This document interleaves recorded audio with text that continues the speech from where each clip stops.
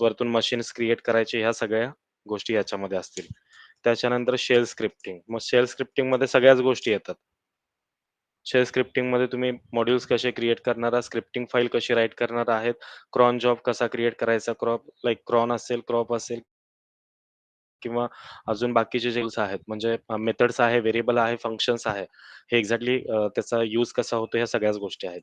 किंवा basic like तुमचं डेलीचं वर्क आहे, ते तुम्ही कसं असाइन करू शकता आणि एखादी स्क्रिप्ट फाईल राईट करून डेलीचे जे काही कमांड्स आहेत, ते कसे प्रिपेअर करू शकता, हे सगळं याच्यामध्ये येतं. याच्यानंतर आपला EC2 एक कंप्लीट आहे. S3 एक कंप्लीट आहे. RDS एक कंप्लीट आहे. याच्यानंतर EBS एक कंप्लीट आहे. याच्यानंतर ELB एक काल बघितला आपण, म्हणजे लोड बॅलन्सर. आणखीन काय बघितलंय आपण?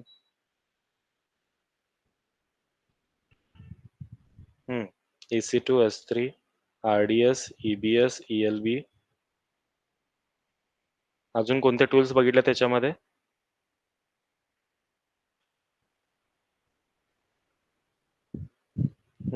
काय आठवतंय? अजून कोणते CloudWatch टूल्स? वगैरे. हा, राईट. CloudWatch. क्लाउड वॉच बघितलाय. याच्यानंतर SNS त्याच्यामध्ये बघितला. याच्यानंतर आपण काय म्हणतात ते, वेब सर्व्हर इन्स्टॉलेशन किंवा वेब सर्व्हर आपण कशी क्रिएट करायची किंवा web server installation HTTPD through. ठीक आहे, त्याच्यामध्ये आपण युजर डेटा सुद्धा बघितलं, म्हणजे त्याच्यामधलाच एक पार्ट आहे युजर डेटा. कालचा आपण जो क्लाउड वॉचला सॉरी ELB ला बघितला होता, युजर डेटा तो वाला. वेब सर्व्हर इन्स्टॉलेशन बघितला, त्याच्यानंतर युजर डेटा बघितलेला आहे. ठीक आहे, मला नाही वाटत अजून काय बघितलंय. काय ह्याच्यापेक्षा अजून काय दुसरं आपण बघितलंय? नोट्स मध्ये तुम्हाला मी काय काय दिले? Cloud watch, SNS, AWS, RDS, then S3, static website hosting.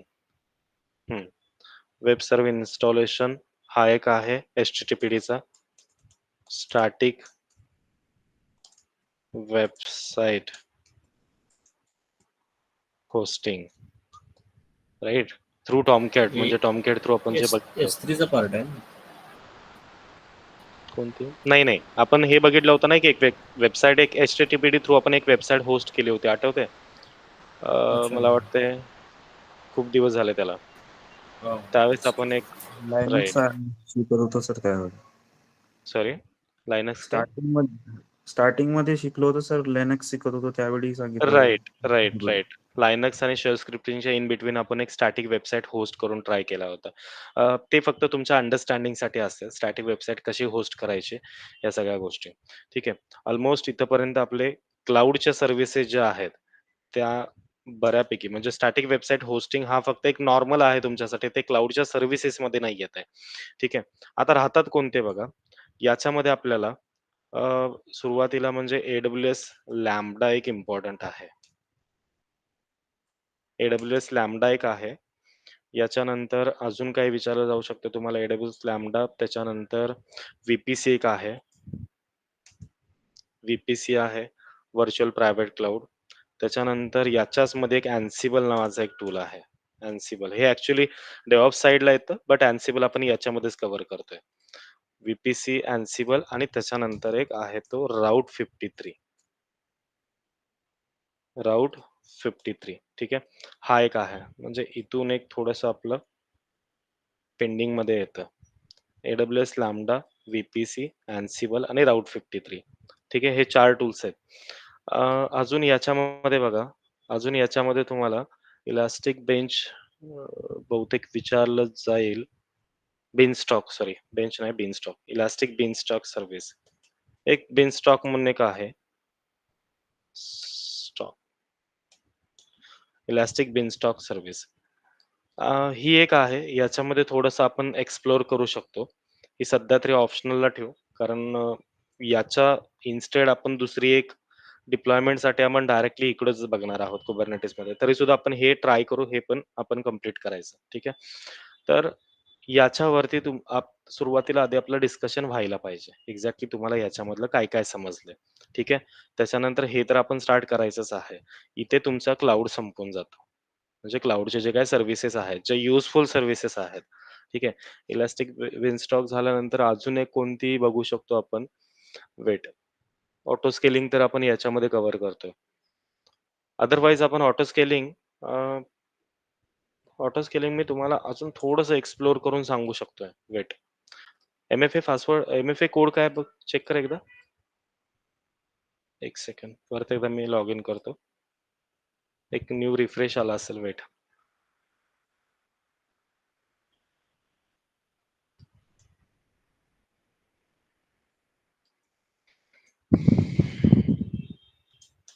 हं, 081 हं. 596.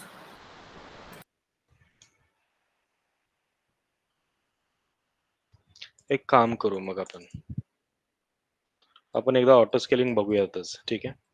हे थोडेसे इम्पोर्टंट टॉपिक तर आहेतच आणि याच्यानंतर आपल्याला सोनार क्यूब एक स्टार्ट करायचं आहे. इथेच कुठेतरी आपण मर्ज करू शकतो सोनार क्यूबला. अदरवाईज DevOpsमध्ये घेऊ शकतोय. ठीक आहे. एक छोटासा टूल आहे ऑटो स्केलिंग. ठीक आहे. एकदम छोटासा आहे. एक 20 टू 25 मिनिट्सचं डिस्कशन आहे. ते एकदा आपण बघूयात. तू हे चेंज केलंय का रे रिजन? नाही, आता फक्त इन्स्टन्स वगैरे क्रिएट करताना झाला असं माहित नाही. ठीक आहे. मोस्टली या रिजनमध्येच ट्राय हां. करायचं. हं. एक थेरीचाच पार्ट आहे. ठीक आहे. ऑटो स्केलिंग एक्झॅक्टली यूज कुठं होतं? आता तर तुम्हाला मॅन्युअली तुम्हाला क्रिएट करत बसायची काही गरज नाहीये. ठीक आहे. ऑटो स्केलिंग डायरेक्टली तुम्हाला स्केल आउट आणि स्केल इनसाठी असतो. तो यूज कुठे होतो ते आधी अंडरस्टँड करून घ्या. ठीक आहे. त्याच्यानंतर आपण इम्पोर्टंट जो टॉपिक आहे, आय गेस मला वाटतंय AWS लॅम्बडा आपण मॉर्निंगपासून उद्या स्टार्ट करू शकतो. बिफोर देअर एकदा आपण ऑटो स्केलिंगचं डिस्कशन करूयात. म्हणजे तुम्हाला एक थोडक्यात समजून सांगतो मी ऑटो स्केलिंग एक्झॅक्टली आहे काय? Auto scaling. म्हणजे परत तुम्हाला त्या Kubernetesमध्ये तुम्हाला लाइक कन्फ्युजन व्हायला नको. एक्झॅक्टली काय असतो हा? ठीक आहे. आणि याच्यावरती क्वेशन विचारतात कारण हा लेटेस्ट टूल आहे. हा आय गेस मला वाटतंय लास्ट 2 इयर्स पासून हा इम्प्लिमेंट केलाय EC2 साठी. म्हणजे मला वाटतं 2022च्या आसपास काहीतरी आता सध्या मार्केटमध्ये आलाय. AWS सोबत ऑटो स्केलिंग एक्झॅक्टली काय असतो? आता फॉर एक्झाम्पल काल आपण काय बघितलं रे? लोड बॅलन्सर बघितलं. बरोबर? एक सेकंड. Load balancer. काल आपण काय बघितलं होतं? एक लोड बॅलन्सर बघितला होता. आता तुम्हाला माहिती आहे की लोड बॅलन्सरचा यूज काय आहे? काय यूज आहे याचा? हं. काय यूज आहे? काल काय समजलं? सर्व्हरवरचं लोड कमी करा. दुसरं सर्व्हर म्हणजे थोडक्यात काय? It will help us to distribute the load on the multiple servers, right? जसं आपण काल बघितलं होतं, की हा काय करेल? मल्टिपल सर्व्हरवरती आपला जो काही लोड आहे, तो डिस्ट्रिब्यूट करेल, राइट? आता मला सांगा, की जे FS1, FS2, TS1, TS2, HS1, HS2 हे आपण कसे बनवलेत? मॅन्युअली बनवलेत ना, राइट? मॅन्युअली बनवलेत आपण काल, बरोबर ना? म्हणजे सर्व्हर आपण कसे बनवले? रेप्लिका त्याच्या मॅन्युअली बनवल्या. बरोबर आहे की नाही? हो सर. राइट. आता प्रॉब्लेम काय आहे बघा, म्हणजे मला सांगायचं काय आहे ते आधी तुम्हाला मी सांगतो. एक सेकंड. हां.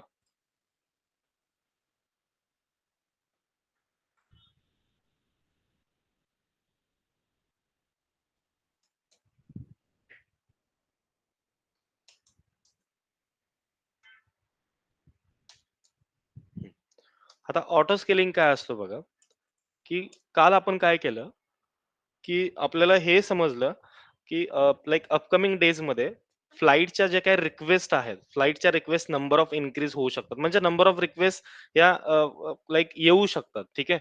याच्या अकॉर्डिंगली आपण एक प्रिडिक्शन केले. काय प्रिडिक्शन केलंय, की आपल्याकडे लाइक किती कॅपॅसिटी आहे? पर डेला नंबर ऑफ रिक्वेस्ट जे येतात ते एव्हरेज 4 ते 5 लाखापर्यंत आपल्याला रिक्वेस्ट येतात. बरोबर. आता प्रॉब्लेम असा आहे, की आज 4 ते 5 लाख रिक्वेस्ट आल्या. ठीक आहे. तर उद्या असं नाहीये, की उद्या पण तेवढ्याच रिक्वेस्ट येऊ शकतात सर्व्हरवरती. मे बी काय झालं एक फेस्टिव्हल आहे किंवा जसं मी काल तुम्हाला सांगितलं काहीतरी बाहेरच्या कंट्रीमध्ये लाइक एक काहीतरी इव्हेंट्स आहेत, राइट? इव्हेंट्स आहेत म्हटल्यानंतर फ्लाइट बुकिंग जास्त होतील. सिमिलर लाइक ट्रेनसाठी. ट्रेनचं बुकिंग जे असतं ते लाइक दिवाळीच्या टाईममध्ये बघा. मुंबई, पुण्यावरून जाणारे जे लोकं आहेत, जे जॉबवाले लोकं आहेत, जे आय-टी कंपनीमध्ये आहेत, त्यांचं बुकिंग जास्त होतं, राइट? आता ती जी व्हॅल्यू आहे ती तुम्ही प्रेडिक्ट करू शकत नाही. बरोबर? प्रेडिक्ट करू शकत नाही म्हणजे काय? की 4,00,000च्या रिक्वेस्ट हे 40,00,000 पण होऊ शकतात फ्लाइट बुकिंगच्या. अदरवाईज 4,00,000च्या रिक्वेस्ट ह्या 10,00,000 पर्यंत सुद्धा होऊ शकतात. राइट? आपण कन्सिडर काय केलं, की एक सर्व्हर आहे तो 4,00,000 पर्यंत रिक्वेस्ट काय करतो, रिसीव्ह करतो. म्हणजे त्याचं हँडल करू शकतो. सेकंड सर्व्हरची सेकंड सर्व्हरची कॅपॅसिटी आहे अगेन 4,00,000 म्हणजे आपल्याला 8 ते 10,00,000च्या रिक्वेस्टसाठी हे 2 सर्व्हर इनफ आहेत. राइट? जेवढे तुम्ही नंबर ऑफ सर्व्हर इन्क्रीज कराल, तेवढं तुमचं काय होणार आहे, क्लाउडकडून तुम्हाला रेंट जनरेट होणार आहे. म्हणजे त्याचा तुम्हाला काय द्यावं लागेल, रेंट भरावं लागेल. राइट? नंबर ऑफ सर्व्हर तुम्ही काय करताय, रेंटवरती घेताय. तुम्ही डायरेक्टली हे on Prem database sorry on premise server तुम्ही क्रिएट नाही करू शकत. ऑन प्रेमिस म्हणजे काय असतं, की तुम्ही स्वतःचं एक इन्फ्रास्ट्रक्चर बनवून स्वतः सर्व्हर विकत नाही घेऊ शकत. आज फ्लाइट बुकिंगच्या इतके लाइक काय म्हणू शकतो, इतके रिक्वेस्ट आहेत. मे बी उद्या डाउन होऊ शकतील किंवा तुमचं ॲप्लिकेशन काही लोकं लाइक मल्टिपल ॲप्लिकेशन्स आता मार्केटमध्ये आहेत, राइट? मग ते काय करतील दुसऱ्या ॲप्लिकेशन थ्रू सुद्धा बुकिंग करू शकतात. मग तुमच्याकडे जे काही ॲप्लिकेशन सर्व्हर्स आहेत, ते सर्व्हर काय होऊ शकतात फ्री असेच तुमचे काय असणार आहेत, की त्या सर्व्हरवरती रिक्वेस्ट येत नाहीये, बट फ्रीमध्ये ते सर्व्हर काय होतात, असेच लाइक काय म्हणू शकतो, विथआऊट रिक्वेस्ट ते तसेच काय आहेत, अ, की सर्व्हरवरती आता सध्या स्टे आहेत, राइट? मग म्हणजे तुम्हाला इन्व्हेस्टमेंट कॉस्ट जास्त राहते. आता instead of that we are going to follow the cloud servers. म्हणजे क्लाउड सर्व्हरला तुम्हाला काय करावं लागेल, जेवढे नंबर ऑफ रिक्वेस्ट असतील, तेवढे नंबर ऑफ तुम्हाला सर्व्हर क्रिएट करावं लागेल. आता विचार करा, की मॉर्निंगला 10:00 पासून रिक्वेस्ट तुमच्या 4 ते 4.5 लाख रिक्वेस्ट आहेत. रिक्वेस्टचं किती मध्ये झालं लाइक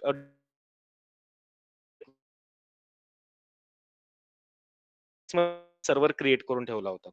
आता असं काय झालं, की 2 ते 3 नंतर ऑटोमॅटिकली परत काय झाल्या, त्या 10,00,000च्या परत रिक्वेस्ट डबल झाल्या. म्हणजे अजून 20,00,000 रिक्वेस्ट जनरेट झाल्या. म्हणजे 20,00,000 रिक्वेस्ट काय होतात, युजर्स इतके बुकिंग करतायत, की काहीतरी इव्हेंट्स आहेत असं काहीतरी समजलं त्याच्यानंतर ते बुकिंग इन्क्रीज होत आहेत. त्यांचे म्हणजे युजर्स काय करतायत, फ्लाइट बुकिंग करतायत.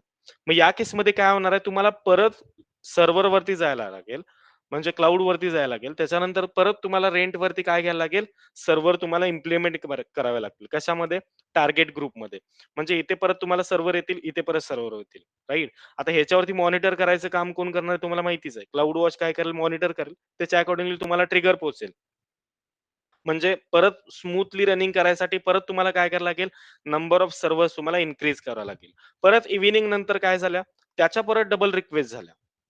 म्हणजे परत तितके काय होतात, क्लायंट इन्क्रीज होत आहेत. क्लायंट काय करतायत, फ्लाइट बुकिंग आणखीन करतायत. म्हणजे आणखीन तुम्हाला 4 सर्व्हर ॲडिशनल अटॅच करावे लागतील. कशामध्ये? टार्गेट ग्रुपमध्ये. आता सडनली काय झालं, ज्यावेळेस तुम्ही अ, असं कन्सिडर करा, की तुमच्याकडे 10 सर्व्हर्स तुम्ही काय केलेत, इम्प्लिमेंट केलं. 10 सर्व्हर्स तुम्ही लाइक क्रिएट करून ठेवलाय टार्गेट ग्रुपमध्ये.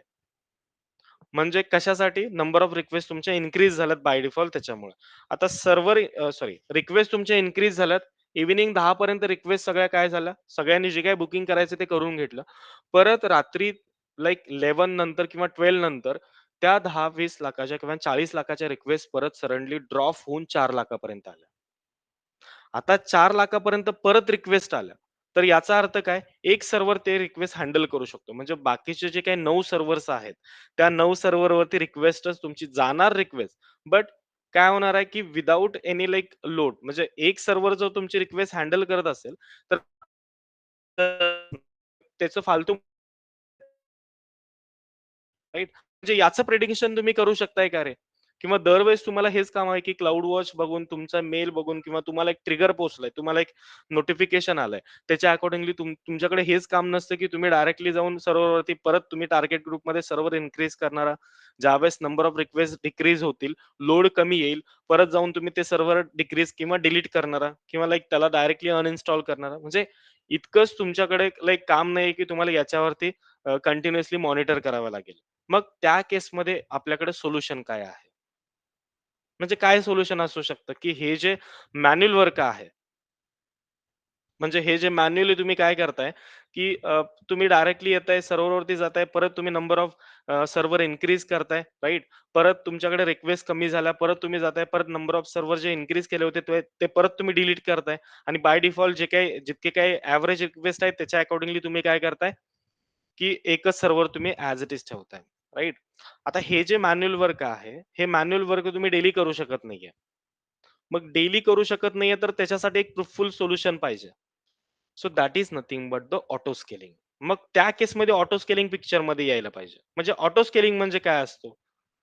ऑटो स्केलिंग वरतून काय समजतंय तुम्हाला? What is the auto scaling guys? त्या नावामध्ये काय दिसतंय तुम्हाला? ऑटोमॅटिकली साईज इन्क्रीज कमी राइट. स्केलिंग असंही स्केल हां, हे असं म्हणू शकतो. म्हणजे ऑटोमॅटिकली काय होणार आहे तुमचं? Automatically you will get the increase the number of servers आणि ज्यावेळेस रिक्वायरमेंट नसेल, automatically our server is going to decrease. म्हणजे काय? याच्यासाठी तुमच्याकडे एक सोल्युशन आहे that is nothing but the auto scaling. Auto scaling काय करतो? It will monitor your applications and automatically adjust the capacity to maintain the steady त्याच्यानंतर predictable performance at the lowest possible cost. आता याचं meaning काय? की ज्यावेळेस तुम्ही काय करताय, ऑटोमॅटिकली तुमचं स्केल इन आणि स्केल आउट होणार आहे.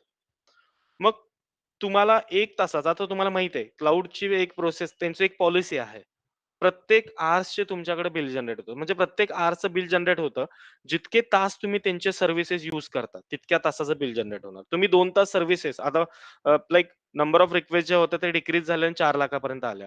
9 सर्व्हरचा काही युजच नाहीये. बट 9 सर्व्हर तुम्ही डिलीट करायला विसरून गेला आणि बाकी 9 सर्व्हर 2 तासासाठी काय झाल्या, ओपनच राहिले. कशावरती? क्लाउडवरती. तर असं नाही होणार आहे, की तुम्हाला एका दुसऱ्या सर्व्हरचेच तुम्हाला रेंट पे करावं लागणार आहे. तुम्हाला 10च्या 10 सर्व्हरचे काय करावे लागतील? रेंट पे करावं लागेल, राइट? म्हणजे 2 तासाचे जे काही तुमच्याकडे बिलिंग येईल क्लाउडकडून, ते बिल तुम्हाला काय करावं लागेल? भरायलाच लागेल. जसं आपल्याकडे बघा लाइक इलेक्ट्रिसिटी बिल असतं. जितके तुम्ही यूज करताय तितके तुम्हाला काय करावं लागेल? बिल हे भरायलाच लागेल. सिमिलर लाइक तुम्हाला या केसमध्ये सुद्धा काय करावं लागेल? एक प्रूफफुल सोल्युशन पाहिजे. ज्यावेळेस number of request make my ट्रिपवरती फ्लाइट बुकिंगसाठी इन्क्रीज होणार आहेत. त्या केसमध्ये काय व्हायला पाहिजे? Automatically our server is going to increase. Server काय झाले पाहिजे? इन्क्रीज झाले पाहिजे. ज्यावेळेस नंबर ऑफ सर्व्हर तुमचे डिक्रीज होतील, सॉरी नंबर ऑफ रिक्वेस्ट तुमच्या डिक्रीज होतील, ऑटोमॅटिकली तुमचे सर्व्हर क्रॅश झाले पाहिजे. क्रॅश म्हणजे काय? ते परमनंटली डिलीट झाले पाहिजे. परत तुमच्याकडे रिक्वेस्ट जनरेट झाल्या, मॅक्सिमम रिक्वेस्ट जनरेट झाल्या, तर मॅक्सिमम सर्व्हर त्या कॅपॅसिटीला हँडल करायसाठी, त्या सर्व्हरच्या जे काही रिक्वेस्ट आहेत, त्या हँडल करायसाठी परत तुमचे जे काही सर्व्हर्स आहेत ते इन्क्रीज व्हायला पाहिजे. मग त्याच्यासाठी तुम्हाला काय द्यावं लागेल? एक कॅपॅसिटी डिफाईन करून द्यावं लागेल. म्हणजे एक सर्व्हर तुम्हाला माहिती आहे, की 3 ते 4 लाख रिक्वेस्ट हँडल करू शकतो, राइट? मग त्याची कॅपॅसिटी ऑलरेडी त्याच्याकडे आहे. लोड बॅलन्सरला माहिती आहे, की एका सर्व्हरवरती इतका लोड आपण देऊ शकतो. मग नंबर ऑफ अपकमिंग रिक्वेस्ट इकडून जे युजर कडून येत आहेत, त्या युजर कडून आलेल्या रिक्वेस्ट डायरेक्टली तर सर्व्हरकडे जात नाहीयेत. तो सुरुवातीला कुठे जातात? लोड बॅलन्सरकडे जातात आणि त्याच्यानंतर लोड बॅलन्सर त्या रिक्वेस्ट डिस्ट्रिब्यूट करतो. मग याला माहिती आहे, की याची कॅपॅसिटी किती आहे, याला माहिती आहे, की याची कॅपॅसिटी किती आहे, राइट? पण इकडून तुम्हाला नंबर ऑफ रिक्वेस्ट इतक्या येतात, की हे 2 सर्व्हर तुमची कॅपॅसिटी हँडल करू शकत नाही. रिक्वेस्ट तुमच्या हँडल करू शकत नाही. आणि त्या केसमध्ये काय होणार आहे? की त्या केसमध्ये तुम्हाला नंबर ऑफ सर्व्हरची गरज पडणार आहे. मग त्या ज्या नंबर ऑफ सर्व्हरची गरज पडणार आहे, आयदर तुम्ही मॅन्युअली क्रिएट करू शकताय, otherwise we are going to use here the auto scaling. Let me write here first what exactly the auto scaling, right? So AWS auto scaling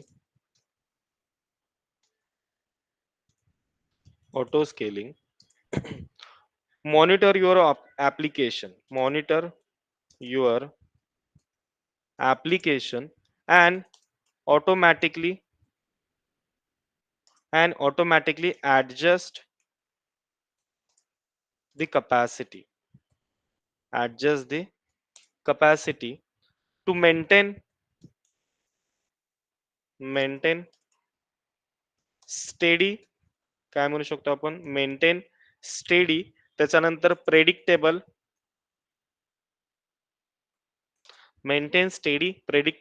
performance at the lowest price किंवा at the lowest cost. आता lowest cost कसं generate lowest cost असं का म्हणू शकतो आपण याच्यामध्ये, की ज्यावेळेस गरज आहे त्यावेळेस ऑटोमॅटिकली काय होतील, सर्व्हर तुमचे अप येतील. ज्यावेळेस गरज नाहीये त्यावेळेस ऑटोमॅटिकली सर्व्हर क्रॅश होतील. इट मीन्स याच्यामध्ये बघा, auto scaling auto scaling sorry auto scaling is works based on scale in scale in and scale out model. Scale in and scale out model right. आता scale in काय असतं रे, scale in म्हणजे काय, scale in आणि त्याच्यानंतर scale out. Scale in म्हणजे काय असतं, इन्क्रीज इन्क्रीज करणे. Right, increase the required server असं काहीतरी आपण राईट करू, रिक्वायर्ड सर्व्हर्स राईट. आणि त्याच्यानंतर कोणता आहे, the second one is scale out म्हणजे काय झालं, decrease the servers based on given capacity right. So that is nothing but the auto scaling. Simple language मध्ये आहे, ठीक आहे. हे एक छोटासा टूल आहे, याचा खरं खूप मोठा फायदा आहे. कारण याला यूज कुठे केलं जातं, याला यूज कुबरनेटिस मध्ये केलं जातं. कुबरनेटिस कडे काय आहे, कुबरनेटिस तुम्हाला आता पुढे गेल्यानंतर समजेल. कुबरनेटिस कडे बाय डिफॉल्ट हे एक ऍडव्हान्टेज आहे, ऑटो स्केलिंग त्याच्याकडे ऍडव्हान्टेज आहे.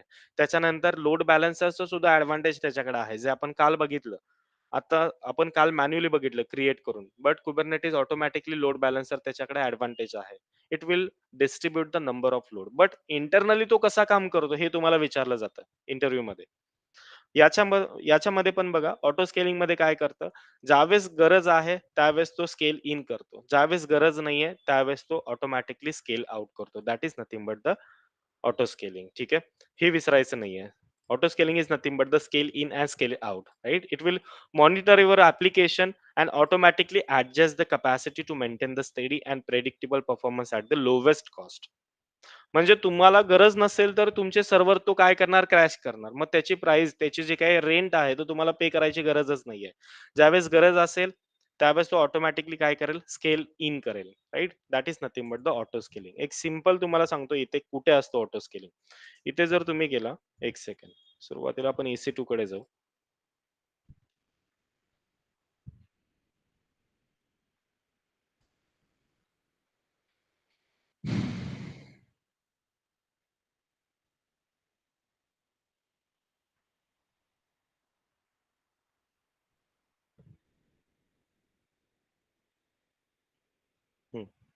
आता याच्याकडे बघा, कालचं आपल्याकडे एक ऍप्लिकेशन आहे, फ्लाईट ऍप्लिकेशन. ठीक आहे. आता मे बी असं आपण कन्सिडर करू शकतो, इथेच कुठेतरी असायला पाहिजे. येस, इकडे आहे बघा, ऑटो स्केलिंग. आता तुमच्याकडे काल लोड बॅलन्सर होता. ठीक आहे. लोड बॅलन्सर मध्ये काय असतं, लोड बॅलन्सर आपण एक काल क्रिएट केला, डीएनएस एक क्रिएट केला. ठीक आहे. डीएनएस एक तुमचा क्रिएट झाला. तुम्ही काय केला, तो डीएनएस घेतला म्हणजे डोमेन नेम सिस्टम घेतला आणि क्रोमला गेला, ब्राउझरला गेला आणि तिकडून काय केलं, रिक्वेस्ट फायर आउट केली. सॉरी, जशा तुम्ही रिक्वेस्ट फायर आउट करताय तसं तो काय करतो, लोड बॅलन्स करतो. म्हणजे याच्या एका सर्व्हरवरती, एक दुसऱ्या सर्व्हरवरती, तिसऱ्या सर्व्हरवरती, चौथ्या सर्व्हरवरती. आता तो जो डीएनएस आयपी आहे, तो डीएनएस आयपी मी फक्त माझ्या एंड कडून काय करतो, तो फायर आउट करतो. तोच डीएनएस आयपी जर मी तुमच्या 10 लोकांना दिला आणि तुम्हाला सांगितलं तिकडून रिक्वेस्ट फायर आउट करा, आता काय होईल, म्हणजे सगळेजण काय करतायत, सेम डीएनएस आयपी वरती रिक्वेस्ट फायर आउट करतायत. जसं की मेक माय ट्रिपची वेबसाईट आहे. मेक माय ट्रिप ही काय आहे, एक वेबसाईट आहे राईट. मेक माय ट्रिप आज काल आपण यूज केली, ऍट अ सेम टाइम बरेच लोक काय करत असणार आहेत, बुकिंग त्यांचं त्यांचं करत असणार आहेत राईट. म्हणजे काल आपण मेक माय ट्रिप वरती गेलो, रिफ्रेश केला, कितीतरी वेळा रिफ्रेश केला याचा अर्थ त्याच्याकडे रिक्वेस्ट पोहोचली. सिमिलर लाईक आपल्याकडे काल डीएनएस होता, आता सध्या आपण ऍक्च्युली आपण तो काल डिलीट केला, बट आपल्याकडे एक डीएनएस आयपी होता. त्या डीएनएस आयपी घेऊन आपण ब्राउझरला गेलो आणि हिट केला. जसं आपण हिट करतोय लोड तो डिस्ट्रीब्यूट करतोय. बाकी 10 लोकांनी सुद्धा हिट केला, त्यांना सुद्धा काय दिसतं? फ्लाइट सर्व्हर नंबर 121212 असं दिसतं. म्हणजे याचा अर्थ काय? सेम DNS-IP वरती आपल्याला बरेच म्हणजे मल्टिपल युजर कडून रिक्वेस्ट फायर आउट होतीये. आता ज्यावेळेस मल्टिपल युजर कडून रिक्वेस्ट फायर आउट होते सेम DNS-IP वरती, त्यावेळेस काय व्हायला पाहिजे?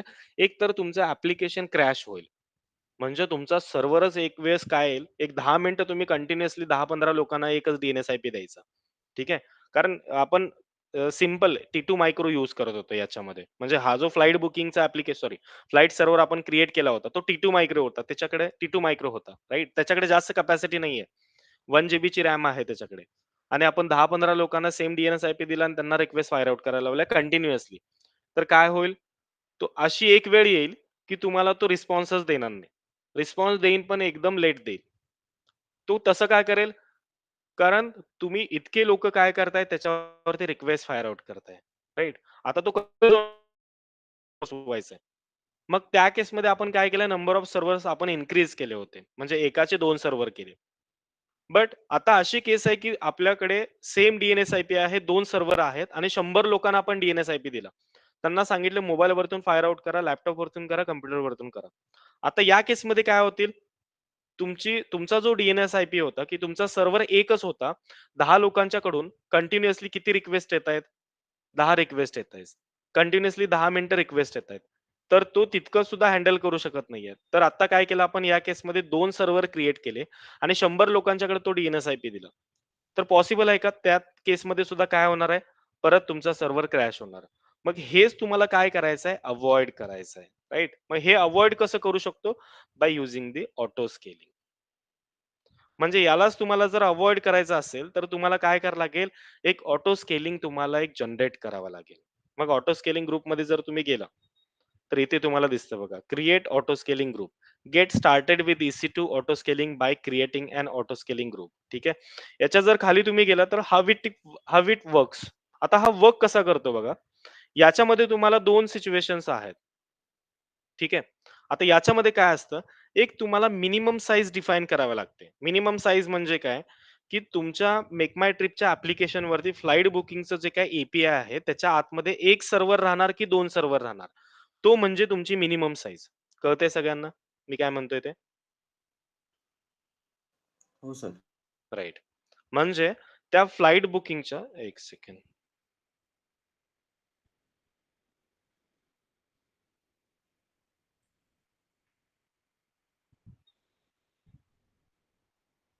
हं.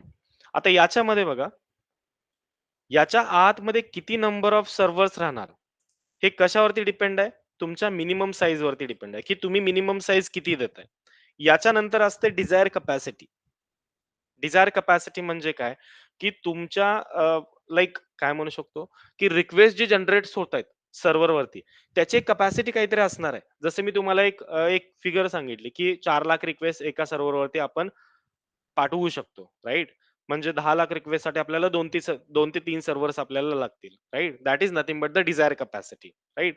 आता याच्यानंतर बघा, स्केल आउट ॲज नीडेड आणि स्केल इन ॲज नीडेड हे दोन्ही पण एकच आहे, ठीक आहे?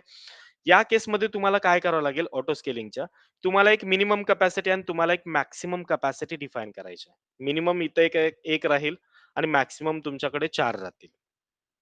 ठीक आहे. आता मिनिमम एक कॅपॅसिटी सॉरी मिनिमम तुमच्याकडे किती साईज आहे? एक सर्व्हरची साईज आहे. मॅक्सिमम तुम्हाला साईज द्यावा लागेल ऑटो स्केलिंगला.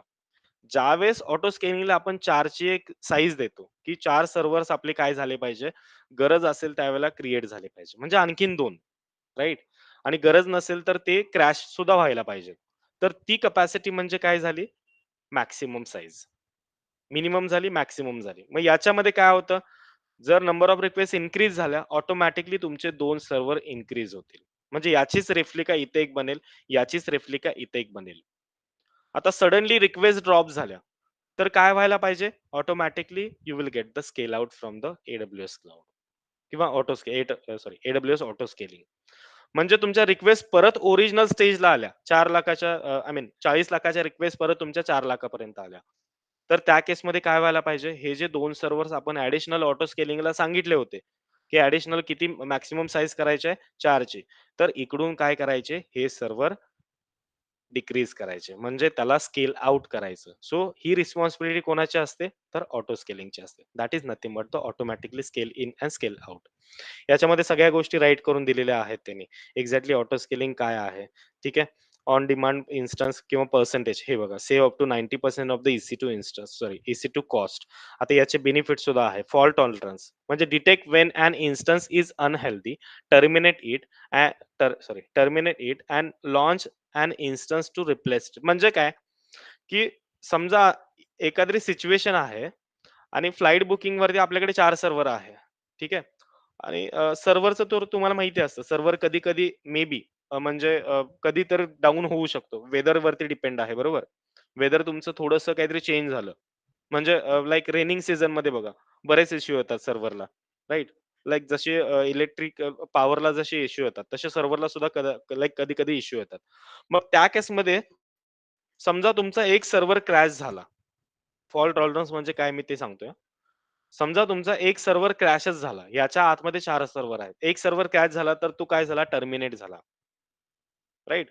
मग हा काय करतो, ऑटो स्केलिंग डिटेक्ट करतो, की आपल्याकडे 4 सर्व्हर होते. एक सर्व्हर अनहेल्दी झाला किंवा टर्मिनेट झाला, तर तो इमिडिएटली त्याला रिप्लेस करतो आणि न्यू सर्व्हर तिथे आणून ठेवतो. म्हणजे within a fraction of second मध्ये एक सर्व्हर जर तुमचा डिक्रीज झाला, एक सर्व्हर जर तुमचा परमनंटली टर्मिनेट झाला, तर त्या केसमध्ये तो काय करतो, एक न्यू सर्व्हर तुम्हाला आणून ठेवतो. म्हणजे हे ऍडव्हान्टेज कशाचा आहे, परत कुबरनेटिसचा आहे. ठीक आहे. त्याच्यामुळेच मी हे थोडंसं तुम्हाला सांगणार नव्हतो, बट आपण हे थोडंसं बघूयात. म्हणजे तुम्हाला आत्ताच थोडा अंदाज येईल, की एक्झॅक्टली फॉल्ट टॉलरन्स म्हणजे ऑटो स्केलिंग एक्झॅक्टली काम कसं करतंय. तुम्हाला गरज आहे 4 सर्व्हरची, 4 सर्व्हर त्यानं क्रिएट केला. बट वेदरवरती काहीतरी प्रॉब्लेम्स म्हणजे वेदरमध्ये काहीतरी इश्यूज आहेत. एक सर्व्हर टर्मिनेट झाला, तर तो काय करतो, इमिडिएटली तो काय करतो, न्यू सर्व्हर हा क्रिएट करतो. That is nothing but the fault tolerance. म्हणजे काय, detect when an instance is unhealthy, terminate it and launch an instance to replace it. New server is going to launch by the auto scaling, right?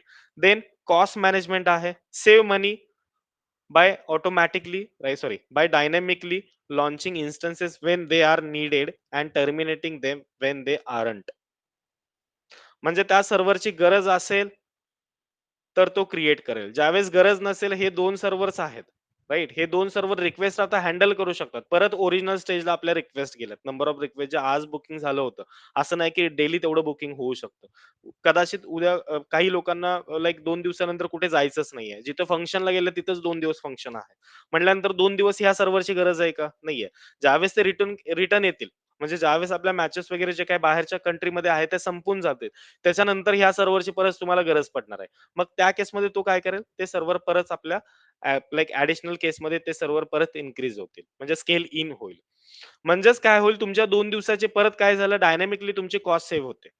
That is nothing but the cost management, right. And the last one is availability. Ensure that your application always has the right amount of capacity to handle the current traffic demand.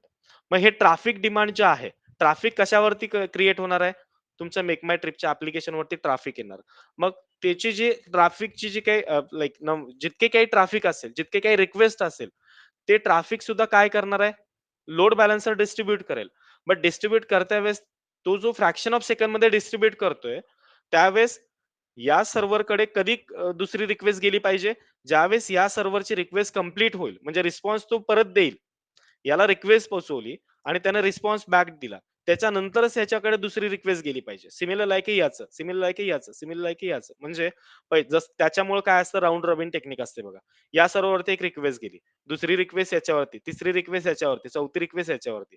मग पहिला जो server आहे तो आता idle झाला. परत idle कसा झाला, की पहिली जी रिक्वेस्ट सुरुवातीला रिक्वेस्ट दिली होती ना एका युजरने, त्याचा रिस्पॉन्स त्याला भेटला म्हटल्यानंतर याच्याकडे आता सध्या कामच नाहीये. तर 5वी रिक्वेस्ट कुठे जाणार, इकडे जाणार.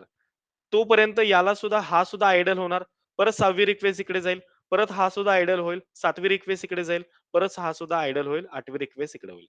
मग ती डिमांड कशी लाइक कन्सिडर केली जाते, ही जी अवेलेबिलिटी आहे. Ensure your application always has the right amount of capacity to handle the current traffic demand.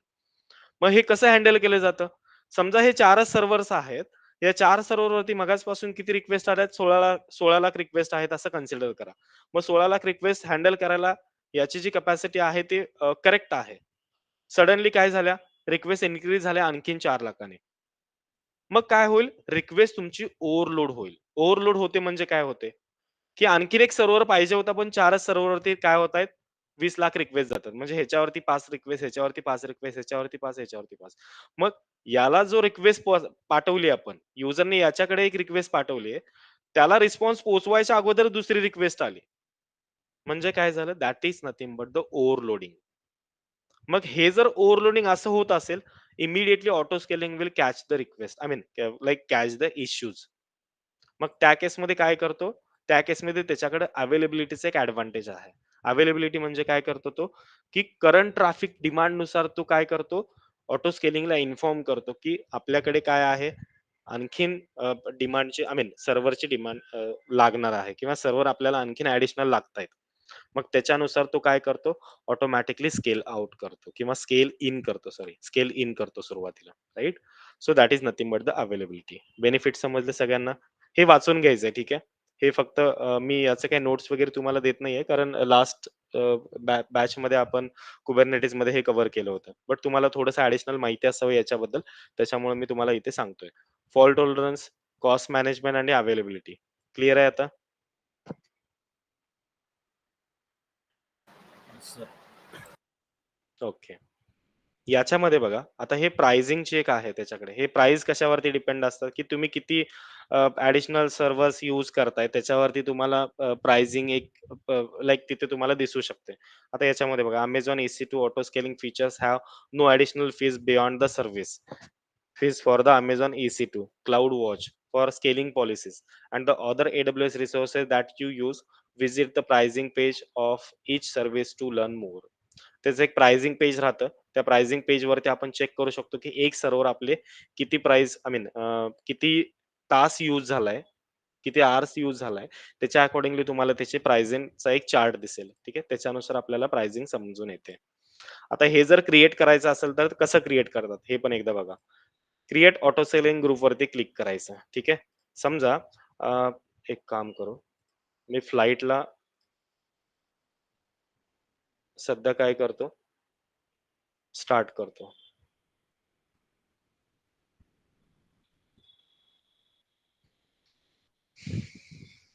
Sir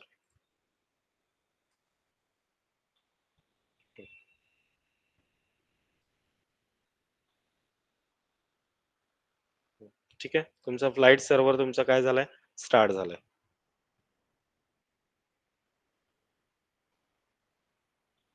किंवा फ्लाइट ॲप्लिकेशन तुमचं स्टार्ट झालंय. इथे तुम्हाला काय करायचंय, की तुम्हाला फ्लाइट ॲप्लिकेशनसाठी एक डिझायर कॅपॅसिटी द्यायची आहे. म्हणजे जसं मी तुम्हाला मगाशी म्हटलो, की फ्लाइटची जर बुकिंग इन्क्रीज झाली, तर मला मॅन्युअली जाऊन काय करायचं नाहीये, सर्व्हर क्रिएट करायचं नाहीये. तर मला कोणाला सांगायचं आहे, ऑटो स्केलिंगला सांगायचं आहे, की बाबा काय कर, की ज्यावेळेस नंबर ऑफ रिक्वेस्ट इन्क्रीज होतील, त्यावेळेस तू काय कर, की काय म्हणू शकतो आपण, की सर्व्हर इन्क्रीज कर. ठीक आहे. असं आपल्याला त्याला सांगायचं. तर आपल्याला कुठून सांगायचंय त्याला? तर ऑटो स्केलिंग ग्रुप नेम मधून सांगायचंय. म्हणजे ऑटो स्केलिंग मधून सांगायचंय. तर इकडून काय करायचंय तुम्हाला, एक ऑटो स्केलिंग ग्रुपचं एक नेम तुम्हाला द्यायचंय. ठीक आहे. समजा मी इथे राईट करतो, फ्लाइट ऑटो स्केलिंग. ठीक आहे. फ्लाइट एएस असं काहीतरी करतो मी. फ्लाइट ऑटो स्केलिंग म्हणजे फ्लाइटसाठी मला काय करायचं, ऑटो स्केलिंग करायचंय. स्क्रोल डाउन करायचं. तुम्हाला लॉन्च टेम्प्लेट एक द्यावा लागेल. म्हणजे त्याच्यासाठी एक तुम्हाला टेम्प्लेट क्रिएट करावं लागेल. ठीक आहे. टेम्प्लेट कशासाठी असणार आहे, की ज्यावेळेस तुमचा दुसरा सर्व्हर क्रिएट होईल, त्यावेळेस तुम्हाला सॉरी दुसरा सर्व्हर तुमचा स्केल इन होईल. त्यावेळेस तुम्हाला त्या सर्व्हरला व्हर्चुअल मशीनची तुम्हाला काय द्यावं लागेल, त्याचे व्हर्चुअल मशीन काय सॉरी व्हर्चुअल मशीनचं तुम्हाला टेम्प्लेट क्रिएट करून द्यावं लागेल, की दुसरा जो स्केल इन झाल्यानंतर जो आपला रेप्लिका दुसरा आणखीन एक सर्व्हर कॅच करणार आहे किंवा आणखीन एक सर्व्हर क्रिएट होणार आहे, त्याची तुम्हाला काय द्यावं लागतील, प्रॉपर्टीज तुम्हाला द्याव्या लागतील, की ते जो दुसरा सर्व्हर आपला क्रिएट होणार आहे, तो कोणतं व्हर्चुअल मशीन असेल, त्याची कपॅसिटी किती असेल, त्याचा की पेअर कोणता असेल, हे सगळं तुम्हाला कुठे द्यायचं आहे, या लॉन्च टेम्प्लेटमध्ये द्यायचं आहे. मग त्या केसमध्ये काय करायचं, क्रिएट अ लॉन्च टेम्प्लेटवरती जायचं. ठीक आहे. इथे सिंपल जसं आपण EC2 चं बनवत होतो, तसंच तुम्हाला काय करायचं, एक टेम्प्लेट तुम्हाला क्रिएट करायचं आहे. इथे काही पण नाव देऊ शकता. लाइक मी समजा माय टेम्प्लेट असंच देतो. हे डुप्लिकेट नेम नाही पाहिजे. ठीक आहे. रिक्वायर्ड फील्ड आहे. याच्यानंतर टेम्प्लेट व्हर्जन डिस्क्रिप्शन. डिस्क्रिप्शनमध्ये तुम्ही राइट करू शकताय. This is for flight booking application. ठीक आहे, फ्लाइट बुकिंग साठी काय करतो आपण, एक टेम्पलेट लॉन्च करतोय. स्क्रोल डाऊन करायचंय, इथे तुम्हाला दिसतं ऑटो स्केलिंग गायडन्स. ठीक आहे, ह्याची काही गरज नाहीये. टेम्पलेट टॅगची गरज नाहीये. रिसोर्स टॅग याची पण काही गरज नाहीये. ठीक आहे, याला मी काहीच नाही करत आहे. ठीक आहे, काय काय केलं आपण, टेम्पलेटचं नेम दिलं, टेम्पलेट व्हर्जन डिस्क्रिप्शन दिलं. ठीक आहे, त्याच्यानंतर स्क्रोल डाऊन केलं. इथे तुम्हाला काय करायचं आहे, AMI सिलेक्ट करायचं आहे, म्हणजे अमेझॉन मशीन इमेज हा रिक्वायर्ड असणार आहे. ठीक आहे, इथे रिक्वायर्ड दिलेला आहे. रिसेंट, त्याच्यानंतर क्विक स्टार्ट. क्विक स्टार्ट मध्ये तुम्हाला मशीन्स दिसतील, म्हणजे जो तुमचा स्केल इन होणार आहे, म्हणजे स्केल इन म्हणजे काय, एक रेप्लिका क्रिएट होणार आहे तुमच्या प्रिव्ह्यूस, म्हणजे ओल्ड सर्व्हरची आणखीन एक रेप्लिका तुमची क्रिएट होणार आहे, जसं मगाशी आपण थेरी मध्ये बघितलं होतं. ठीक आहे, तसं तो जो रेप्लिका क्रिएट होईल तो कोणत्या मशीन वरती क्रिएट होईल हे तुम्हाला मशीन येतं त्याला सांगायचं आहे. विंडोज असेल, उबंतू असेल, मॅक असेल, अमेझॉन लायनक्स असेल, रेड हॉट असेल, कोणतेही तुम्ही देऊ शकताय. ठीक आहे, आपण काय करू, अमेझॉन लायनक्स बाय डिफॉल्ट आहे तोच देऊ. स्क्रोल डाऊन करायचंय परत. इथे येऊन तुम्ही त्याची कपॅसिटी सांगू शकताय. इन्स्टन्स टाईप, एक second guys, don't include in the launch template. ठीक आहे, याची काही गरज नाही वाटत आहे, बट ठीक आहे आपण देऊयात. T2 मायक्रो देतो मी. ठीक आहे, म्हणजे त्याची सुद्धा रॅम किती असणार आहे, 1 GB चीच देतोय आपण. की पेअर, इथे सुद्धा लाईक की पेअर एक देऊ शकतो आपण. लायनक्स व्हर्च्युअल मशीन की pair. Scroll down, security group तुमचा कोणता क्रिएट, आय मीन सिलेक्ट कोणता करताय, जो एक्झिस्टिंग आहे तो एक्झिस्टिंग वरती क्लिक करायचा आहे. त्याच्यानंतर डिफॉल्ट वन वरती क्लिक करायचं. अजून काय लागतं बघा याच्यामध्ये, स्टोरेजची काही गरज नाहीये. ऍडिशनल ऍडव्हान्स्ड डिटेल्सची पण काही गरज नाहीये. परत एकदा बघा काय काय केलं आपण, माय टेम्पलेट, एक टेम्पलेट क्रिएट करतोय. ठीक आहे, हे बाय डिफॉल्ट लाईक हे ऑप्शनल आहे. त्याच्यानंतर पुढे काय करतोय आपण,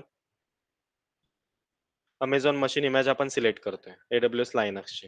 त्याच्यानंतर पुढे काय करतोय, इन्स्टन्स टाईप सिलेक्ट करतोय, की पेअर त्याला देतोय. ठीक आहे, एक्झिस्टिंग ग्रुप जो काही डिफॉल्ट वन आहे तो, त्याच्यामध्ये 8080 port number, 80 port number enable पाहिजे. ठीक आहे, and just click on the create launch template, त्याच्यावरती क्लिक करायचं आहे. ठीक आहे, परत तुम्ही इकडे या, जिथून तुम्ही स्टार्ट केला होता. ठीक आहे, इकडे आपण काय केलं, एक लॉन्च टेम्पलेट क्रिएट केलं. इकडे यायचं आहे, चूज लॉन्च टेम्पलेट. इथे तुम्ही ऑटो स्केलिंग ग्रुपचं नेम दिलंय, फ्लाइट ऑटो स्केलिंग. त्याच्यानंतर तुम्ही जे क्रिएट लॉन्च टेम्पलेट केला होता तो इकडे तुम्हाला सिलेक्ट करायचा आहे. नाही आला का अजून, एक सेकंड रिफ्रेश करूया. आलाय का माय टेम्पलेट, त्या माय टेम्पलेट टेम्पलेट तुम्हाला सिलेक्ट करायचं आहे. ठीक आहे, याच्यानंतर स्क्रोल डाऊन करायचं. हा सगळ्यांसाठी असेल हं. तुम्ही 10 जरी सर्व्हर सांगितला त्याला, 10 ची कपॅसिटी दिला, तर 10च्या कपॅसिटीसाठी हा काय करेल, ऑटो स्केलिंग हेच टेम्पलेट यूज करेल. हेच टेम्पलेट म्हणजे काय, त्याचा की पेअर लायनक्स असेल, त्याचं इन्स्टन्स टाईप किती असेल, 1 GB असेल, राईट. म्हणजे अमेझॉन मशीन इमेज कोणती असेल, लायनक्स असेल, म्हणजे 10 सर्व्हरसाठी. याच्यानंतर स्क्रोल डाऊन करायचं आहे, just click on the next. दुसरा कोणता आहे, चूज इन्स्टन्स लॉन्च ऑप्शन. आता इथे सगळं आपण केलंय, माय टेम्पलेट आहे, डिफॉल्ट व्हर्जन घेतलाय, डिस्क्रिप्शन राईट केलंय, राईट. त्याच्यानंतर इन्स्टन्स आयडी इथे क्रिएट झालाय. त्याच्यानंतर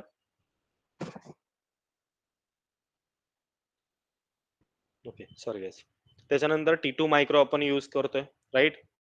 त्याच्यानंतर स्क्रोल डाऊन करायचंय, VPC जो आहे तो बाय डिफॉल्ट तोच यूज करायचा आहे.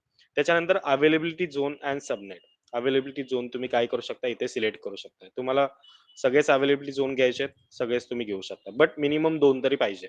मी काय करतो, 1A आणि 1B हे दोनच घेतोय. याच्यानंतर काय करायचं तुम्हाला, just click on the next. इथे बघा काय म्हणतो हा, integrate with other services that is the optional thing. ठीक आहे, आता याच्यामध्ये बघा load balancing, load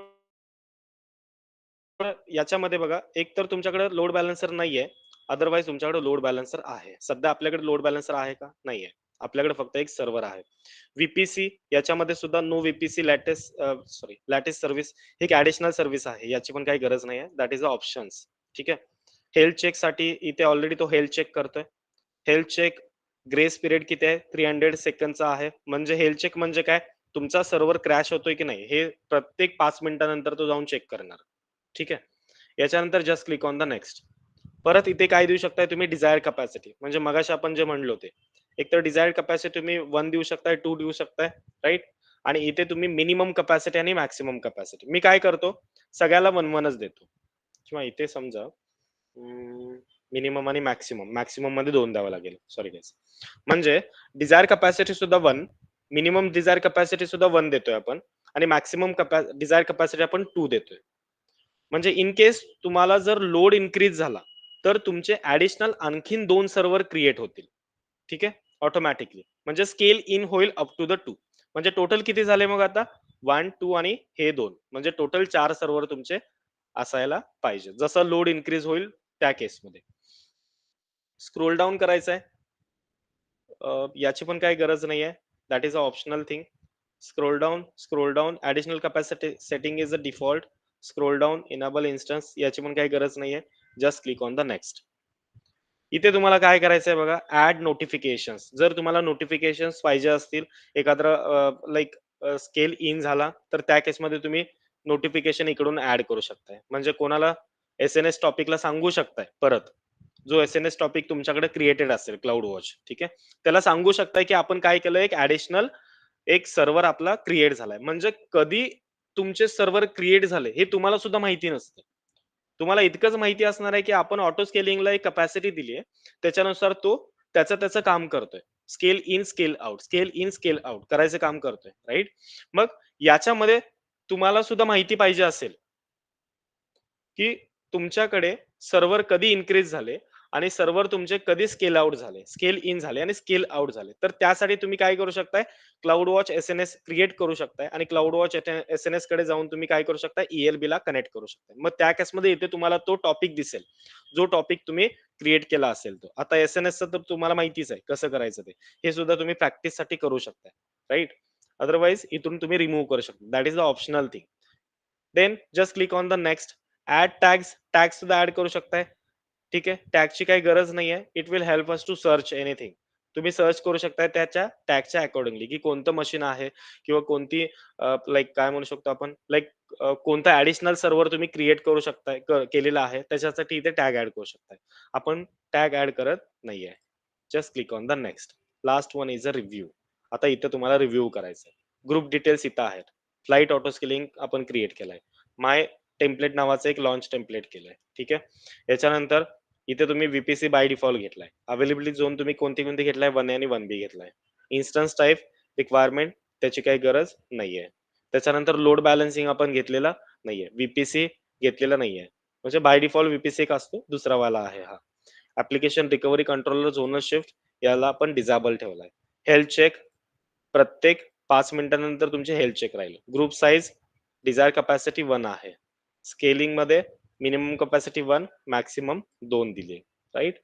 instant maintenance policy नाहीये, ऍडिशनल सेटिंग नाहीये, कॅपॅसिटी रिझर्वेशन प्रेफरन्स नाहीये, ऍड नोटिफिकेशन आपण केलेलं नाहीये, ऍड टॅग सुद्धा केलेलं नाहीये. Just click on the create auto scaling group. That's it. This is our process. Updating capacity, हा अपडेटिंग करेल कॅपॅसिटी थोड्या वेळानंतर आणि त्याच्या अकॉर्डिंगली काय होतील, इकडे यायचं, परत EC2 कडे जाऊ शकताय तुम्ही आणि इथं फक्त तुम्ही रिफ्रेश करू शकताय. एक थोड्या वेळानंतर ऑटोमॅटिकली काय होईल, जसा तुमच्या सर्व्हरला लोड जाईल ऑटोमॅटिकली काय करेल तो, की त्याचे आणखीन एक काय करेल, सर्व्हर तो क्रिएट करेल. ठीक आहे, हा सध्या इन प्रोसेस मध्ये आहे. ठीक आहे, मे बी झालाय की नाहीये. स्टेटस 0 इकडे एकदा चेक करू. ठीक आहे, क्रिएट झाला गाईज. आणखीन एक क्रिएट झाला का दिसतोय सगळ्यांना. याला तुम्ही नेम देऊ शकताय काहीतरी, आपण आतमध्ये दिलं नव्हतं, किंवा flight auto scaling, flight auto scaling. ठीक आहे, झाला का. थोडासा जरी लोड आला तर त्यानं काय केलं, एक आणखीन एक सर्व्हर त्यानं लॉन्च केला. आता आपण एक 10 मिनिटं कंटिन्युअसली याला रिफ्रेश केलं तर आणखीन एक सर्व्हर तो क्रिएट करेल. That is nothing but the auto scaling. कळतंय सगळ्यांना. आता हा जो आहे फ्लाईट साठीचा सर्व्हर मी स्वतः मी क्रिएट केलाय का रे. म्हणजे जसं ग्राफ मध्ये आपण काल बघितलं, हा सर्व्हर काल मी स्वतः क्रिएट केला होता. बट आत्ताच्या केसमध्ये हा सर्व्हर मी स्वतः क्रिएट नाही केलेला. हा सर्व्हर क्रिएट कोणी केला, ऑटो स्केलिंगने केला. म्हणजे ऑटो स्केलिंगला फक्त मी काय केलं, एक त्याला मिनिमम कॅपॅसिटी सांगितली, मॅक्सिमम कॅपॅसिटी सांगितली. जसं तुम्ही रिफ्रेश कराल कंटिन्युअसली, किंवा तुमच्याकडे जर DNS IP असेल, DNS IP ला फक्त हिट मारायचा, कंटिन्युअसली हिट करायचा. तो काय करेल, आणखीन 2 सर्व्हर किंवा आणखीन एक सर्व्हर तो क्रिएट करेल. कळतंय आता ऑटो स्केलिंग काय आहे ते? एक छोटासा पॉइंट आहे, बट हा इम्पॉर्टंट आहे. प्रॅक्टिकली समजलं सगळ्यांना? हो सर. बाकीचे? सर आपण तिथं डिझायर सर्व 1 2 केला म्हणजे मॅक्झिमम 2च होतील म्हणजे जास्त लोड हो. यायला तरी 2च्या वर तर नाही जाणार. नाही जाणार. 2च होतील मॅक्सिमम. त्याच्यावरती ते होणार नाहीत. मग आता जास्ती लोड यायसाठी मग काय करावं लागेल आपल्याला? DNSला हिट मारावं लागेल. हां. आता थोडासा जरी लोड आला तर त्यानं काय केलं? आणखीन एक सर्व्हर त्यानं डिझायर कॅपॅसिटी जी होती, मिनिमम आपण डिझायर कॅपॅसिटी 1 दिली होती. ठीक आहे. ही डिझायर कॅपॅसिटी आहे. अजून आपल्याकडे 2 ची कॅपॅसिटी आहे. हे लक्षात घ्या. आपण हे मॅक्सिमम साइज किती दिली होती?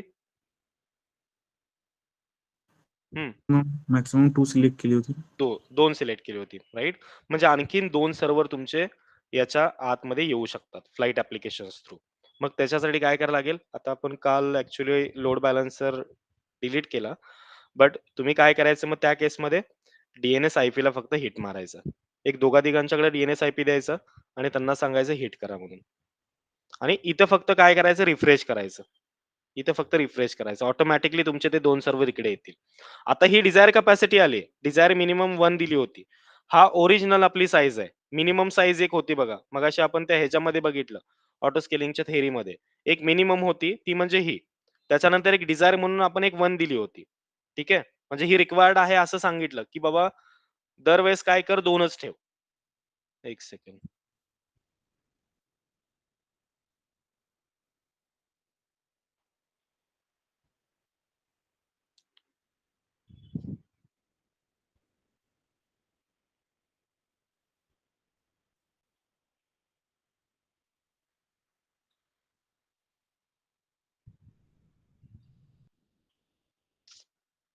ठीक आहे. ते क्रिएट तर झालंय.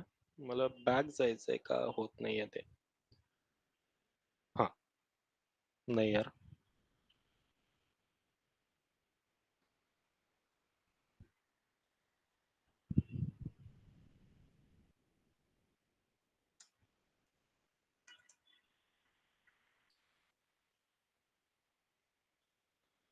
हं.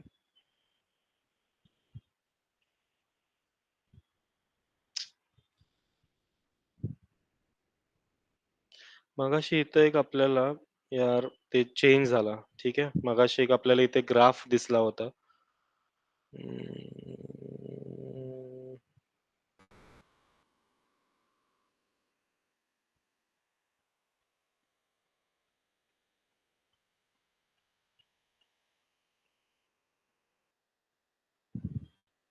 हं.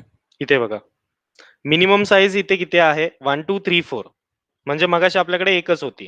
राइट? म्हणजे त्या ह्याच्यामध्ये ग्राफमध्ये. आता सुद्धा मिनिमम किती दिली आपण?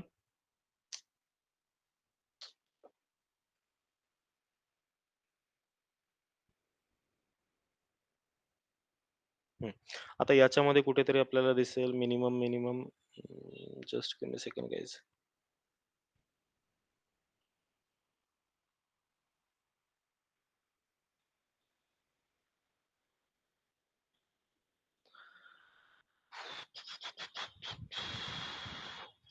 इकडून बघू. राइट. आता इथे किती दिली बघा? डिझायर कॅपॅसिटी दिली आपण 1 राइट? त्याच्यानंतर मिनिमम कॅपॅसिटी सुद्धा 1च होती.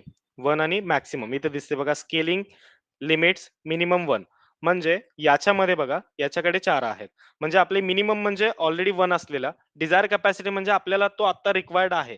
तो आता पाहिजेच. तो डिलीट नाही करायचा. म्हणून आपण काय केलं एक डिझायर कॅपॅसिटी दिली. त्याच्यामुळे त्यानं काय केलं इथे जर डिझायर कॅपॅसिटीला इथे जर EC2 वर परत गेला तुम्ही रनिंग इन्स्टन्सेस बघितला तर त्याने डिझायर कॅपॅसिटी एक क्रिएट करून ठेवली. ठीक आहे फ्लाइट ऑटो स्केलिंग म्हणून. आता ज्यावेळेस तुम्ही काय कराल, ज्यावेळेस तुम्ही DNS वरती हिट माराल, त्यावेळेस तू काय मॅक्सिमम साइज म्हणजे आणखीन 2 सर्व्हर आहेत आपल्याकडे. ते 2 सर्व्हर स्केलिंग होतील. आता कळतंय? म्हणजे या केसमध्ये 6 दिलेत. इथे मिनिमम 4 आहेत. डिझायर आणखीन 2 पाहिजे होते त्याला. तर त्यानं पक्के किती केलेत? परमनंटली हे 6 सर्व्हर त्याच्या लाइक ॲप्लिकेशनमध्ये अवेलेबल पाहिजेत आणि बाकीचे जे 6 सर्व्हर्स आहेत, ते कधी यायला पाहिजे? ज्यावेळेस रिक्वायरमेंट असेल. म्हणजे रिक्वेस्ट जास्ती होत आहेत, तर त्या केसमध्ये एक सर्व्हर त्यानं काय करायचं, इन्क्रीज करायचं. रिक्वायरमेंट ड्रॉप झाली, तर त्यानं जे इन्क्रीज केलेले सर्व्हरच फक्त काय करायचे, क्रॅश करायचे. बट ॲट द एंड आपल्याकडे 6 सर्व्हर हे अवेलेबलच पाहिजे. त्याच्यामुळे इथे तो 2-3 वेळेस आपल्याला तेच विचारतो, तुम्हाला डिझायर कॅपॅसिटी पाहिजे का? आपण काय केलं, डिझायर कॅपॅसिटी हो सांगितलं, म्हणजे 1 पाहिजे, राइट? त्याच्यामुळे त्याने डिझायर कॅपॅसिटी क्रिएट केली. आता इथे 2 सर्व्हर आणखीन क्रिएट करण्याची त्याच्याकडे कॅपॅसिटी आहे. म्हणजे आपल्याकडे आणखीन 2 डमी सर्व्हर आपण काय करू शकतो, ऑटोमॅटिकली स्केल इन होऊ शकतात. बट कधी होऊ शकतात, तुमच्या डीएनएस आयपीला हिट मारायला पाहिजे. डीएनएस आयपी तुम्ही कंटिन्युअसली हिट केला, तर काय होतील, इथं एक सर्व्हर परत क्रिएट होईल आणि त्याच्यानंतर परत एक सर्व्हर क्रिएट होईल. कळतंय आता सगळ्यांना? हो सर. Yes sir. ठीक आहे. हा इतकाच टॉपिक आहे ऑटो स्केलिंगचा. याचा यूज आपण कुबरनेटिसच्या आतमध्ये एका शेलमध्ये त्याला सांगून देतोय, की बाबा ऑटो स्केलिंग कर म्हणून. त्याला फक्त एवढं सांगायचं आहे कुबरनेटिसला, की ऑटो स्केलिंग इथं या केसमध्ये व्हायला पाहिजे. तो डायरेक्टली नोड जे आपले असतात किंवा पॉड असतात, सॉरी पॉड्स जे असतात, त्याला इन्क्रीज करतो, त्याला डिक्रीज करतो. गरज असेल त्यावेळेला इन्क्रीज करेल, गरज नसेल त्यावेळेला तो डिक्रीज करेल. ठीक आहे. हे ॲडव्हांटेज बाय डिफॉल्ट कुबरनेटिसकडे आहे. त्याला तुम्हाला स्पेसिफिक सांगायची गरज नाहीये. फक्त आपल्याला काय द्यायला लागतं, एक मिनिमम साईज आणि एक मॅक्सिमम साईज या 2 गोष्टी त्याला द्यायला लागतात. मग सर हे ऑटो स्केलिंग आपल्याला वापरायचं की नाही कुबरनेट मध्येच यूज करायचं? हां, कुबरनेटिसमध्ये त्याच्याकडे ते ॲडव्हांटेजेस आहे बाय डिफॉल्ट. बट कधी कोणत्यातरी केसमध्ये तुम्हाला हे पण सांगितलं जाईल, की तुम्हाला लोड बॅलन्सिंग सोबत ऑटो स्केलिंग करून द्यायचं आहे त्यांना. म्हणजे तशी रिक्वायरमेंट पण राहते. त्याच्यामुळे हा पार्ट मिस व्हायला नको. त्याच्यासाठी मी तुम्हाला सांगितलं. ठीक आहे. एकदा सगळ्यांनी हा ट्राय करा. ऑटो स्केलिंग कसा केला होता ते सगळ्यांनी ट्राय करा. जर कालचं तुमच्याकडं कनेक्टेड वगैरे हेच ऑटो स्केलिंग करा. ठीक आहे. आता तुम्हाला समजलं डिझायर कॅपॅसिटी 1 द्यायची आहे आणि मॅक्सिमम तुम्ही 4-5 कितीही देऊ शकताय आणि त्याच्यानंतर डीएनएस घ्यायचा लोड बॅलन्सर मधला आणि तो डीएनएस हिट मारायचा आणि इकडे फक्त इन्स्टन्सेसमध्ये यायचं आणि इकडे रिफ्रेश करायचं आणि इथं ऑब्झर्व्ह करायचं सगळ्यांनी, की स्केल इन होतंय की नाही होतंय. आता परत काय करायचं, त्यानंतर अर्धा तास तुम्ही हिटच करायचे नाही रिक्वेस्ट आणि त्याच्यानंतर एकदाच फक्त रिफ्रेश करायचं. ठीक आहे. तर बघायचं, की ते जे काही ॲडिशनल सर्व्हर तुम्ही तुमचे क्रिएट केले होते ऑटो स्केलिंगने, ते लगेच टर्मिनेट करतं. कारण लोडच नाहीये सर्व्हरवरती त्याच्यामुळे ते. हे सगळ्यांना जमेल ऑब्झर्व्ह करायला? एव्हरीवन? मी काय सांगतोय ते समजतंय ना सगळ्यांना? Yes sir. ट्राय करा. येस. सगळ्यांनी ट्राय करा. ठीक आहे. लोड बॅलन्सरला ट्राय करा. अदरवाईज असं जरी तुम्ही लाइक एक ब्लँक जरी ट्राय केला तरी तुम्हाला फक्त एवढंच अंडरस्टँड व्हायला पाहिजे ऑटो स्केलिंग कसा क्रिएट करायचा. याच्यामध्ये काही रॉकेट सायन्स नाहीये. फक्त 2च गोष्टी तुम्हाला माहिती पाहिजे. एक तर टेम्प्लेट क्रिएट करायचा आहे आणि दुसरी गोष्ट डिझायर कॅपॅसिटी एक द्यायची. Sorry maximum size, desire capacity ह्या 2 गोष्टी तुम्हाला द्यायला समजलं पाहिजे. ठीक आहे. या 2 गोष्टीवरती फक्त एकदा फोकस करा आणि त्याच्यानंतर एकदा हा टॉपिक एकदा क्लिअर करून घ्या. मग डायरेक्टली आपण हे ज्यावेळेस आपण कुबरनेटिस बघणार आहोत, त्यावेळेस मी तुम्हाला सांगतो, की कुठे त्याची डिझायर कॅपॅसिटी द्यायची. शेल स्क्रिप्टिंगमध्ये द्यायला लागते. म्हणजे हे आता आपण सध्या काय केलं, मॅन्युअली केलं. आता हेच काम रोज लागणार आहे आपल्याला. तर त्याच्यासाठी आपण शेल स्क्रिप्टिंग यूज करतो. मग स्क्रिप्टिंग फाईलमध्येच तुम्हाला सांगायचं आहे त्याला, की मिनिमम 1 आणि मॅक्सिमम 15 सर्व्हिसेस. तो काय करेल, रिक्वेस्ट येतायत. 1, 2, 3, 4, 5, 6 पर्यंत तो सर्व्हर क्रिएट करेल. सडनली रिक्वेस्ट ड्रॉप झाल्या. परत 6, 5, 4, 3, 2, 1 परत तो काय करेल, सर्व्हर तुमचे डिक्रीज करेल, टर्मिनेट करून टाकेल. That's it. That is nothing but the auto scaling guys. ठीक आहे. तर हे सगळ्यांनी एकदा प्रॅक्टिस करा. त्याच्यानंतर याच्यावरती क्वेश्चन असतो तुमचा, कारण थोडं ऑटो स्केलिंग हे आय मीन EC2 इन्स्टन्ससाठी नवीन आहे. तो आत्ता सध्या मार्केटमध्ये एक 2-3 वर्षापूर्वीपासून तो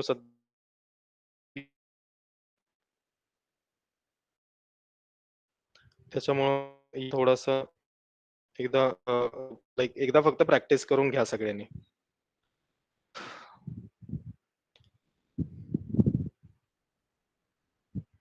ठीक आहे. एव्हरीवन आता क्लिअर आहे ऑटो स्केलिंग पर्यंत? इथेपर्यंत काय प्रॉब्लेम आहे? येस. No sir. ठीक आहे. मला इंटरव्ह्यूचं सांगून द्या तुम्ही. ठीक आहे. सॅटर्डेला अपकमिंग ठेवायचं असेल, सगळे अवेलेबल असतील, तर सगळ्यांनी ग्रुपवर मला पर्सनली मेसेज करा, समजू दे, त्याच्यानंतरच आपण शेड्यूल करूयात. म्हणजे तोपर्यंत आपल्या सगळ्या सर्व्हिसेस संपवून आपण डेव्हऑप्सला स्टार्ट करतोय. एक हार्डली मला वाटतं 3 ते 4 सर्व्हिसेस राहिलेत आता. हा छोटासा होता, काही प्रॉब्लेम नाही याचा. एक लॅम्बडा एन्सिबल राउट 53 ह्या 4 सर्व्हिसेस आहेत.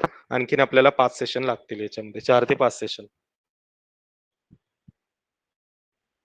Okay sir. ओके. मला इंटरव्ह्यूचं सगळ्यांनी सांगा, ठीक आहे?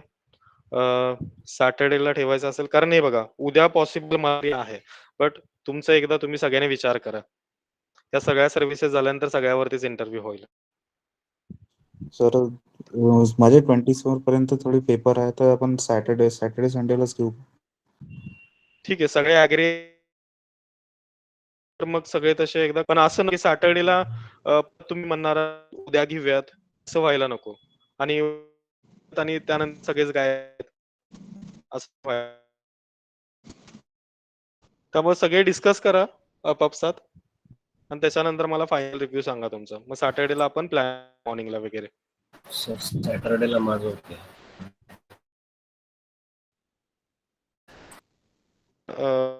तुमचे 1-2 दिवस आहेत. द्या. कारण ग्रुपवर पर्सनली विचारून आज एक जण नाही वाटते. हा तेही मी मेसेज टाकेन ग्रुपवरती. पण असं व्हायला नको की ग्रुपवरती तुम्ही होय म्हणताय आणि परत नाही म्हणताय, असं पण व्हायला नको. तर मी टाकेन मेसेज, तसं शेड्यूल करेन. तुमचा एक इंटरव्ह्यू ऍटलीस्ट मी घेतल्यानंतर बाकीचे इंटरव्ह्यू मी कुठल्या तर पॅनलला सांगणार आहे. त्यामुळे तुम्ही ऍटलीस्ट एक इंटरव्ह्यू तरी तुम्ही व्यवस्थित द्या. Okay sir. ओके, ठीक आहे. आज थोडं ऑटो स्केलिंगचे प्रॅक्टिस करा सगळ्यांनी, ठीक आहे? म्हणजे तुम्हाला इंटरव्ह्यू मध्ये जर विचारलं, हे बघा तुम्ही जेवढं प्रॅक्टिकली बघाल ना, तेवढं तुम्ही सांगू शकताय, बोलू शकताय. कारण इंटरव्ह्यूअर हेच तुम्हाला जज करतोय, की तुम्ही प्रॅक्टिकली ते इम्प्लिमेंट केलाय की नाही. तुम्ही थिअरी सांगा किंवा नाही सांगा, बट तुम्ही ऑटो स्केलिंग ग्रुप क्रिएट करायला काय केला, हे जर तुम्ही सांगितलं, त्याचा यूज तर तुम्हाला समजला जाता. हे जर तुम्ही सांगितलं तर आणि तरच तुम्हाला लाईक ते कन्सिडर केले जातील, की तुम्ही त्याच्यावरती हँड्स ऑन तुमचा आहे. जसं लोड बॅलन्सर आपण काल बघितलं. अख्खाच्या अख्खा आपण इम्प्लिमेंट करून घेतला. डीएनएस वगैरे, टार्गेट ग्रुप, सर्व्हर केले, लोड बॅलन्सर कनेक्ट केला, राइट? मग ह्या गोष्टी तुम्हाला थेरॉटिकली वाचून समजणार नाहीयेत. तर ते ज्या तुम्ही प्रॅक्टिकली कराल त्यावेळेस तुम्ही इम्पॉर्टंट हेच आहे, की तुम्ही जितकं प्रॅक्टिकल म्हणजे प्रॅक्टिस कराल याच्यावरती टूल्स वरती, तितकं तुम्हाला इंटरव्ह्यू मध्ये इझी जाणार आहे ते. ओके, देन ठीक आहे guys. Thank you so much. Thanks for the join. Thank you. Yes, bye.